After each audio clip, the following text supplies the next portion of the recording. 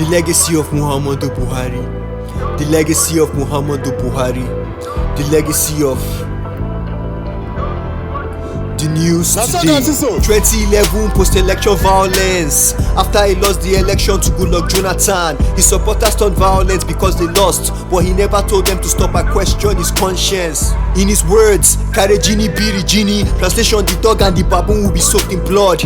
Anyone who wasn't like his typical supporter was targeted, and his supporters shed blood. In 2015, when he eventually became president, can you believe this man wasn't even prepared? He took 6 months to announce his minister. Baba go slow, the government was on standstill, so sinister. Over 300 Shiites were killed in Zaria. Buhari didn't even bother to lift a finger. Their leader Zakia was illegally detained for 5 years. All cries for justice to Buhari all fell on deaf ears. Even though he told us he was a repentant Democrat, he brought back a policies from his days as an autocrat. His import ban in 2015 was just a remix of his import ban in 1984. Now see this. People couldn't import things like rice and vegetable. I understand he might have done this with a good intention. He wanted people to go back to the farm, but when they went back to the farm, they saw violence from Fulani herdsmen. This affected mostly the Middle Belt region, and as we know, they are the food basket of the nation. Violent herdsmen went on killing crops and farmers just to feed their cows.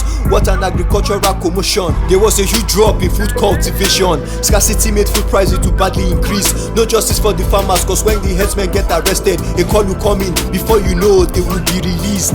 Can we say Buhari gave them the mind? Because before now, we never see this kind thing. The import ban also brought a right to smuggling, which we are still battling today.